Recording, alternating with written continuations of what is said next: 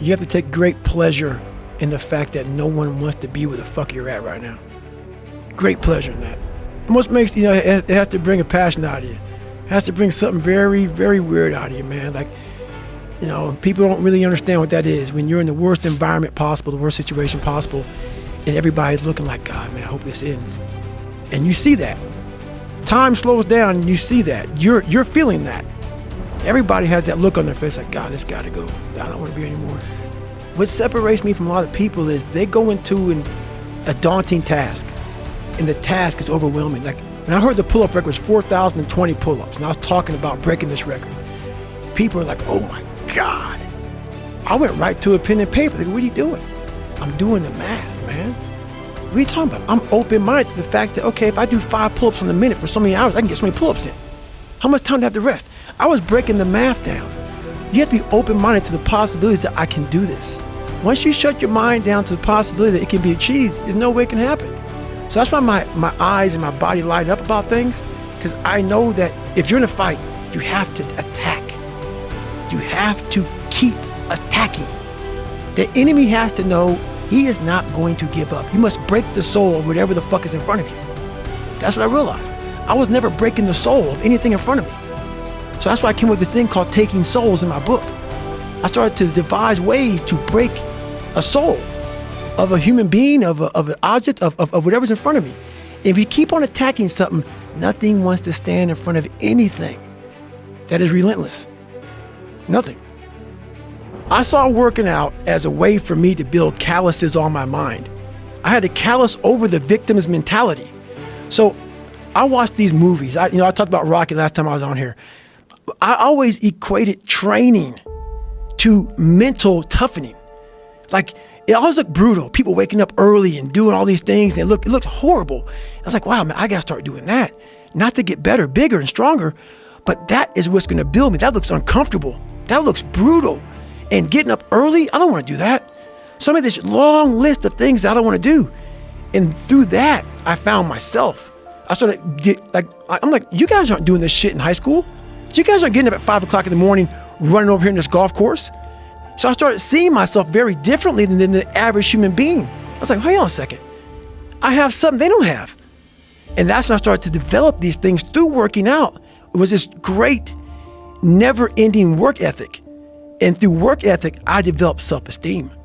It takes 1 second of energy to steal everybody's. And then you have all the energy you need. That's all you need. You need to look at someone's eyes. You know how it is when you fight somebody and you broke that motherfucker. He's like, oh God, man, I don't want to go back to the next round. And you feel like, my God, I can fight all day. I can fight all day long. That's what taking souls is. But you have to have the will, the heart, the courage to go that distance when you're exactly jacked up. You have nothing left to give and give more. I always fix the things on the surface. So if I couldn't read and write, I learned to read and write. I would always fix these things on the surface level. And so whenever something hard would raise its ugly head, I didn't have any kind of tools to handle it. Like, man, I thought I fixed this already, man. But no, I didn't go deep into the dungeon of my soul to say, okay, what is making you a quitter? What is making you a weak man? What is making you afraid? And so that's why I kept on quitting and going back to start, or not knowing how to get through hard times. And that's why I always tell people, I'm not a theorist. I didn't study, I didn't study a fucking book. I literally put myself in a fire repeatedly like a sword. You put a sword in a fire repeatedly and repeatedly. If you keep on doing that, you're gonna get a nice sword. And then you keep on beating it. You gotta beat the shit out of it. And that's what I am. Yeah. I became that. I said, okay, we can't quit. We gotta figure out why you are this pussy. Why are you this pussy, man? What is wrong with you? What's going on here? So I kept on putting the sword back in the daggone fire, and I just beat it harder. And I beat it harder. Before I knew it, I started realizing, all right, man, the brain is starting to get hard. The brain is starting to get hard. I'm no longer a theorist. I'm now a practitioner. I put it in hell. I dissected it while it's in hell, because you can't dissect anything in a normal environment. You can't dissect anything in 72-degree weather. You must put it in the fucking freezer and freeze the fuck out of it. And then you dissect it. Dissect it when it's miserable. Dissect the brain when all it's thinking about is, I need to get out of here, man. I want to get out of the fucking freezer. Open the door. And you said, nah, 5 more seconds, man. 5 more seconds in the freezer. And that's when you start to pick that brain apart. And that's what all this stuff did to me. I kept on putting myself back into the freezer or the fire and beating the shit out of myself. And I look at it as psychological warfare. And that's where I started learning that life is one big psychological warfare that you play on yourself. You play on yourself, man. The most important conversation I ever had is with myself. And the shit I was telling myself was so fucked up. It was so wrong. It was so misguided.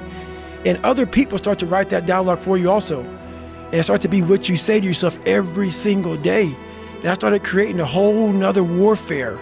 A whole nother battle started becoming. I was like, oh, hang on a second, Goggins. You have these tools. You have these tools. Your life was basically the perfect grounds for training for where you need to go in your life. All the beatings, all the bullying, all the, you going through learning disabilities, all the struggles. It was the absolute perfect training ground for you to go to where you need to go. And that's how I started looking at my life versus woe is me, poopy pants, kick a rock down the street mentality. It was, nah, God just hooked you right the fuck up. He hooked you right up, man, with the perfect place. You were training for the first 18, 19, 20, you were training for this stuff, man. You have the advantage of everybody else versus, my God, they're so above me. They came from a great family. Mom and dad love them. They didn't stutter, they didn't struggle. No, man, your struggle is what made you who you are now. So I started flipping this into a whole different, I started being a master of what I was scared of. I was scared of my mind. And I became literally a master of that mind. And that's what from now on, it sets me apart from most people. I started diving into that. I watched a lot of movies, and I was really big into visualization. And I always equated working out to struggle. And I struggled my whole life, but I ran from it. So I started realizing, man, I got to start facing the struggle, and I got to be mentally strong for the struggle. So that's why I started coming up with I'm training for life. Mentally, I'm training for life. I'm not training for to lift 400 pounds. And I found out on my own pretty much, is that through discipline, through self-discipline, through repetition, through tons of repetition of the same thing that you don't want to do, and that's the key thing. Through repetition of things you don't want to do, you develop mental, like an armor for your mind.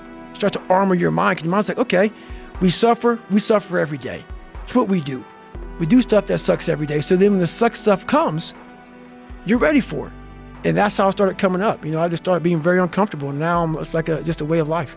Your life and the journey you put yourself through, there's nothing more than that. And that's all I want people to do is realize that you have to struggle. You have to struggle. The bigger the struggle, the bigger the peace.